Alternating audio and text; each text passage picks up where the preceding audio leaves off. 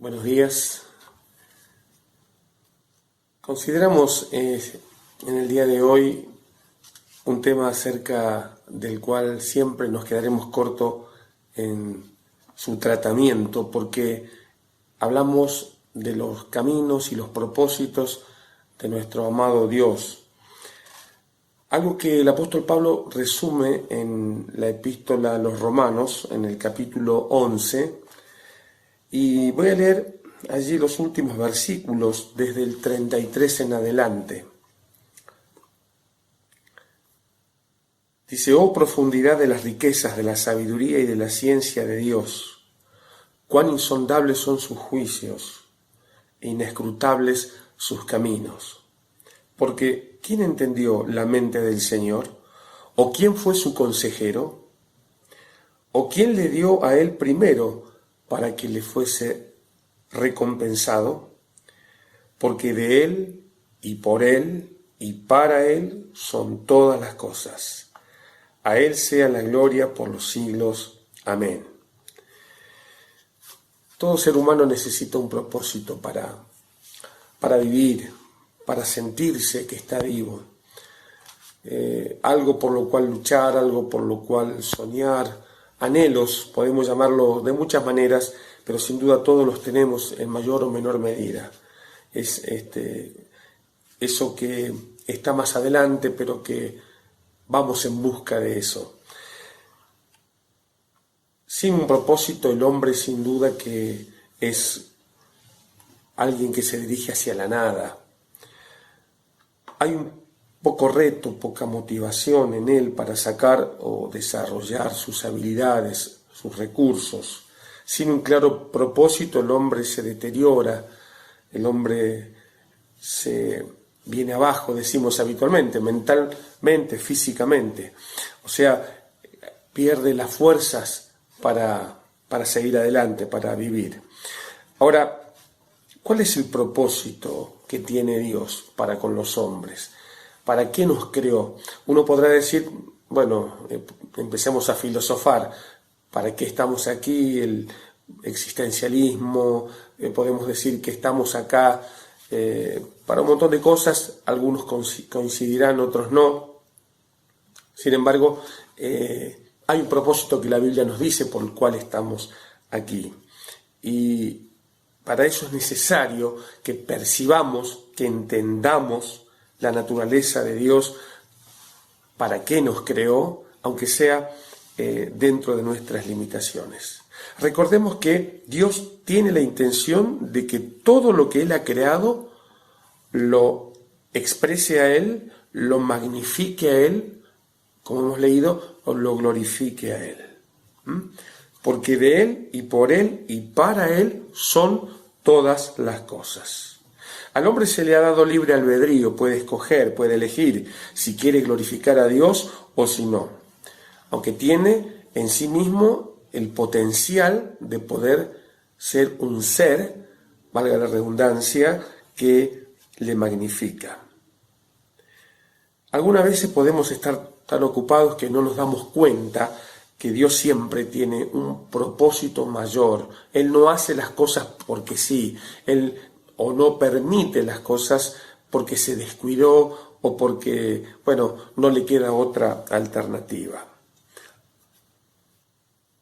Hay algo que lo dice Job y es muy importante que sepamos, hermanos. Voy a leer Job capítulo 1, verso 20. Job 1, 20. Antes del libro de los Salmos.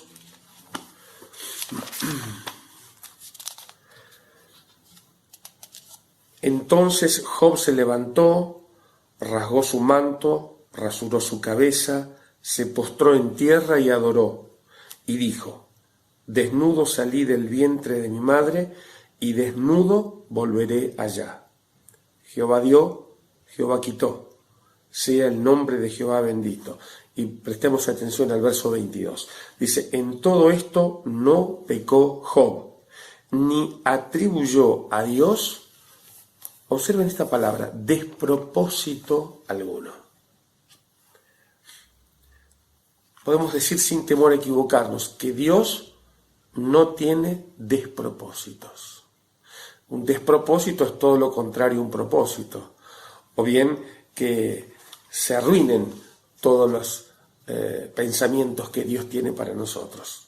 Sin duda, Job era alguien que podría haber tenido razones humanamente hablando para decir qué despropósito todo lo que me ha pasado. Pero a pesar de las noticias que se sucedieron una tras otra, calamitosas, que podrían derrumbar al espíritu más positivo, más fuerte, sin embargo dice, no pecó Job, ni atribuyó a Dios despropósito alguno. Qué bueno es cuando las cosas no son como nosotros queremos, no van como nosotros anhelamos, deseamos o hemos soñado o luchamos por ella, que no pequemos ni de pensamiento ni de hechos contra Dios, atribuyéndole a Él un despropósito para nuestras vidas. Dios no tiene despropósitos. Hay otra interesante afirmación en la Biblia que está también, por supuesto, en el libro de Job, en este caso en el capítulo 42. Leamos Job 42. Dice así el versículo 2. Yo conozco que todo lo puedes y que no hay pensamiento que se esconda de ti. Yo conozco que todo lo puedes y que no hay pensamiento que se esconda de ti. Miren, hay una versión que dice, yo conozco o yo sé que tú puedes hacer todas las cosas. Escuchen esto, ningún propósito tuyo puede ser estorbado. Ningún propósito tuyo puede ser estorbado. Si bien dijimos, Dios no tiene despropósitos, esto es cierto tanto como esto otro. Ningún propósito de Dios puede ser estorbado. Dice la palabra en otro lugar también, Jehová cumplirá su propósito en mí. Hermanos, esto es alentador. Y esto nos ayuda a pensar de que no hay nada que se le escape a los designios de Dios. La última palabra siempre la tiene Dios. Podemos tomar fuerzas, coraje, los creyentes, en que Él está trabajando a nuestro favor, a pesar de las adversidades, a pesar de los inconvenientes, a pesar de las luchas, de los conflictos, de las circunstancias, que a veces son favorables y a veces no lo son. Ni podemos atribuirle despropósito a Dios, ni podemos pensar que alguien va a estorbar. Me gusta esta palabra porque a veces nosotros pensamos de que, Dios quiere ayudarnos, pero hay tantas cosas que lo impiden. Dios va a cumplir su propósito en nosotros. Otra afirmación más acerca de los propósitos de Dios está en Proverbios capítulo 19 y verso 21. Proverbios 19, 21. Muchos pensamientos hay en el corazón del hombre, mas el consejo de Jehová permanecerá. Y en otra versión, que es la que quiero traer a la consideración, es muchos pensamientos en el corazón del hombre, pero es el propósito del Señor que prevalece. El propósito de Dios, recuerdo, hermanos, no puede ser estorbado. Dios no tiene despropósitos. Acá en tercer lugar vemos el propósito de Dios es lo que prevalece. Como poéticamente dice la palabra de Dios, la vida del hombre y de la mujer es como un vapor, algo que aparece y tan rápido como apareció, desapareció, se desvanece. Podemos hacer planes, podemos verlos triunfar esos planes, consumar esos planes, pero si no buscamos a Dios en el sentido de que Él sea el que prevalezca, el que tenga la preponderancia, la última palabra, entonces nos vamos a encontrar a la deriva en el océano de la vida, donde no sabremos qué hacer, ni dónde ir, qué rumbo tomar. Cada plan, hermano, debe comenzar y debe terminar en la mente de Dios, repito, en la mente de Dios primero. Filipenses capítulo 2, versículo 12, Filipenses 2, 12, leemos acerca del propósito de Dios también para el creyente. Por tanto, amados míos, como siempre habéis obedecido, no como en mi presencia solamente, sino mucho más ahora en mi ausencia, ocupaos en vuestra salvación con temor y temblor, porque Dios es el que en vosotros produce así el querer como el hacer, por su buena voluntad. Huelga decir, pero es bueno recordarlo, que el propósito de Dios debe ocupar el primer lugar siempre en nuestras vidas. Se nos pueden aparecer oportunidades profesionales, de empleo, una nueva escuela, de matrimonio y de tantas cosas legítimas que tiene el hombre y la mujer dentro de su vida y como planificación de la misma. Pero, hermanos, tienen que encajar, repito esta palabra, deben amoldarse, deben tomar la forma, deben encajar perfectamente en los planes y en los propósitos de Dios. Hay gran alegría en el creyente cuando descubre los propósitos de Dios. Y esto es cuando confiamos en Él, cuando confiamos en su palabra y no en nuestros sentimientos, nuestras corazonadas o simplemente en el consejo del hombre. Recordemos que es el consejo, es el propósito de Dios el que prevalece. Es bueno que digamos a esta altura de esta reflexión que Dios tiene un propósito claramente para el creyente. Y lo dice 2 Timoteo capítulo 1 versículo 9, quien nos salvó y llamó con llamamiento santo, no conforme a nuestras obras, sino según el propósito suyo y la gracia que nos fue dada en Cristo Jesús antes de los tiempos de los siglos. Dios nos llamó con llamamiento santo conforme, no a nuestras obras, sino según el propósito. Según el propósito suyo y la gracia que nos fue dada en Cristo Jesús. La palabra que aquí usa el apóstol Pablo para propósito es prótesis. Pro, que significa antes. Tesis significa yo pongo. Sería yo pongo antes. O sea, es Dios diciendo yo en primer lugar. El propósito es el poner delante lo que hay que poner delante. Para los médicos, aún para nosotros, es una palabra traducida a nuestro idioma, se usa, aunque no se escribe exactamente igual, pero se pronuncia de la misma manera.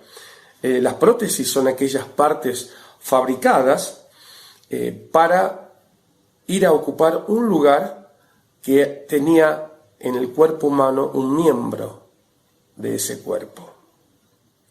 Hay personas que dolorosamente han perdido, por diversos motivos, una parte de su cuerpo, y bueno, hoy en día se usan las prótesis, y sabemos de qué se trata.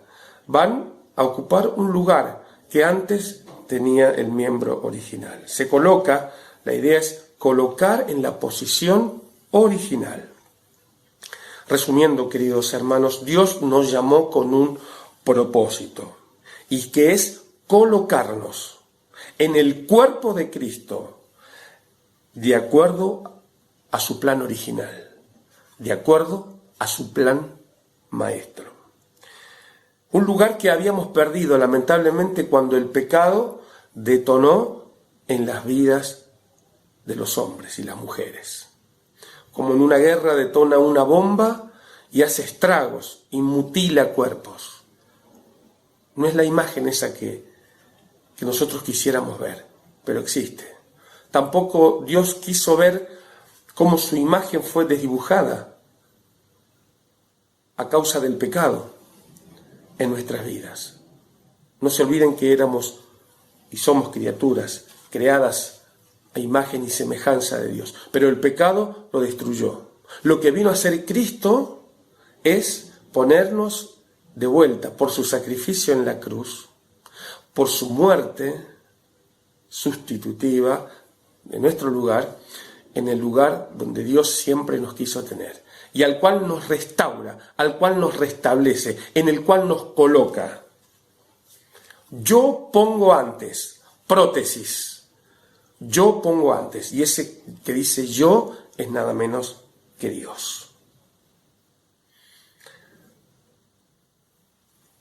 Los creyentes hemos sido salvos con un propósito, hermanos. Dice Efesios capítulo 2, seguramente muchos lo recordarán de memoria, unas hojitas más adelante, porque por gracia sois salvos por medio de la fe, y esto no de vosotros, pues es don de Dios, no por obras, para que nadie se gloríe, porque somos hechura suya, creados en Cristo Jesús. Aquí está el propósito para el creyente, para buenas obras, las cuales Dios preparó de antemano para que anduviésemos en ellas.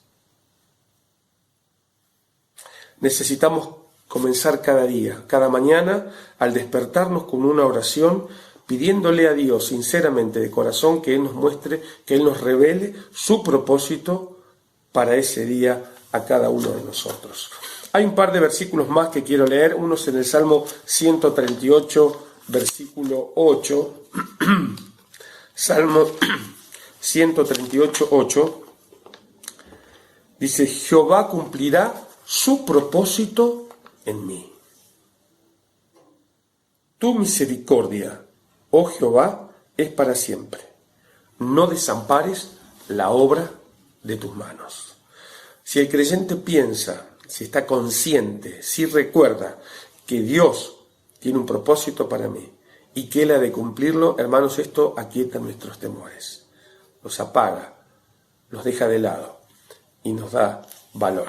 El otro versículo está en Romanos capítulo 8, muy conocido también, y el versículo 28. Romanos 8, 28. Leo. Y sabemos que a los que aman a Dios, todas las cosas les ayudan a bien. Esto es, a los que conforme a su propósito, de nuevo aquí la palabra, son llamados.